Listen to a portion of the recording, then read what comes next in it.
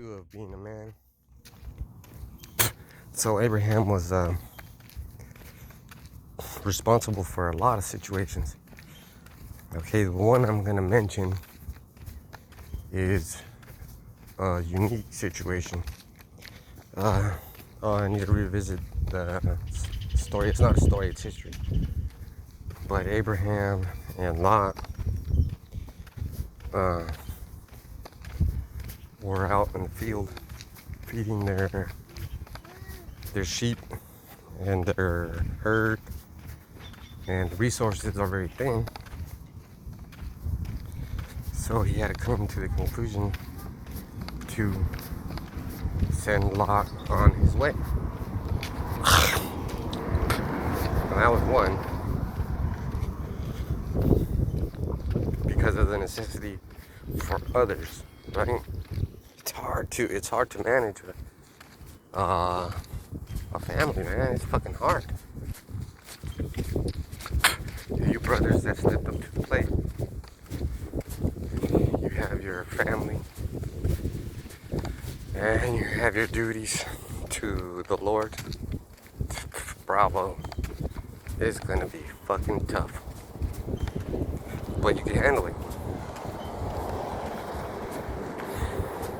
Man, you know what makes me, and I'm gonna say this because every time I say something like this, Lord tests me, and I think I want this test, and since I know it's a test, I'm gonna do good. I'm a very dangerous person when I'm calm. Yeah, I can get mad, and I stay mad. I'll stay mad at you fucking years, homie. And then you'll see me 20 years later, we'll be like 80 years old. You'll think we forgot about it because your back hurts and my back hurts and we're all fucked up because we're old. No, we're catching a fade still, homie. On sight. That's real talk right there. So, what is the fight? The fight we're going through right now is a spiritual battle. Ephesians 6 and 12.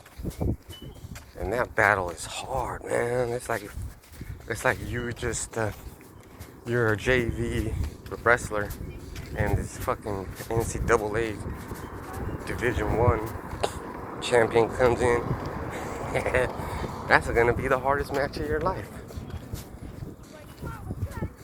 But at the end of that match, if there's an end, you're gonna be feeling good about yourself. Another situation with Abraham is when he slayed those kings. Man, that was such a good move, a respectable move, that Yahushua came down with those. And this is a bunch of times he did this shit. Oh shit, these ants are gigantic. He came down and fucking blessed Abraham. But Abraham had to break bread. And he gave Melchizedek a tenth of all his spoils. So he went to these kings and fucking spoiled all of them. You know? That is a powerful message. So Abraham had to be calm. Even if he wasn't calm. Let's say he wasn't calm. Which is okay, because we can pray. And when we pray, that calms our spirit.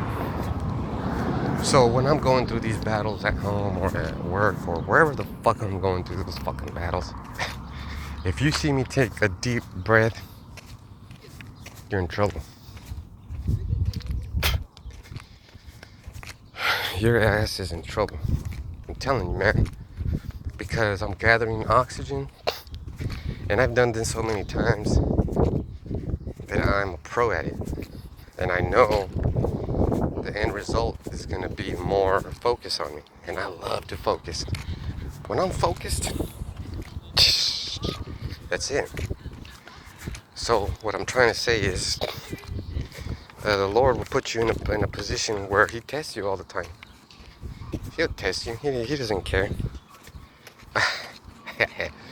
You know, foolishly, one of the prayers I said was, Lord, make me strong. Then he fucking jacked me up. My shoulder was jacked up for a while. My sciatica started acting up. I got a fucking limp. My ankle's all jacked up. Actually, both of my arms were kind of fucked up.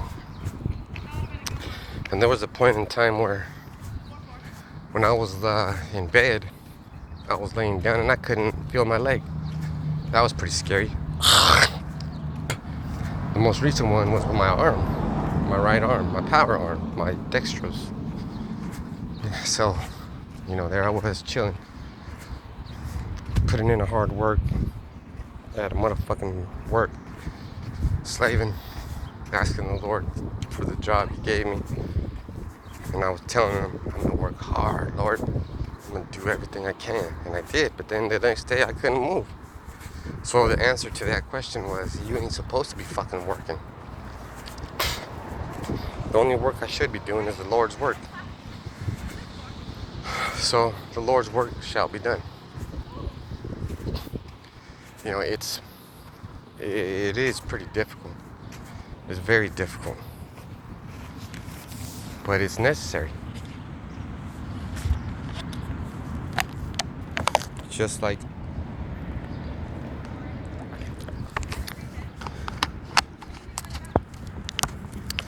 the top of the trees get the scorching sun, and we couldn't hang out on the top of the canopy. We'd be burnt up, dehydrated. So in order for us to enjoy the shade, the canopy has to be stretching up into that god-awful sun, to the uncomfortable climates and temperatures, the heat, so that the bottom parts of the tree could be covered in shade. See how it's covered in shade? It's covered in shade. It's more relaxing under the tree, right? But that tree has to work hard. The hardest thing a tree has to do is survive the harsh climate. Because the sun is pretty intense right now. And it's also feeding it. So just like your tests and trials are intense, they're also feeding you. They're making you who you are. Man. So, if Abraham is the father of nations, and you read the story of Abraham, the history of our forefather Abraham, man, that man went through a lot. It's a spiritual struggle, right? Some people can't struggle, and nobody young can struggle. You have to learn how to struggle. So part of being myself, being a man, and accepting the roles that I have been given is participating in the struggles. I'm not trying to say that if you don't struggle, you're weak. Maybe you worked hard to get a good life. Maybe you're done struggling. But if you're not continuously struggling, you're losing it. You can't read the Bible and say the Bible is allegorical, because everything in the Bible happens, and it happens more than once, and it happens to the people of the Bible. So I'm an Israelite, I'm suffering these curses. It's only fair to say that every Israelite suffers these curses.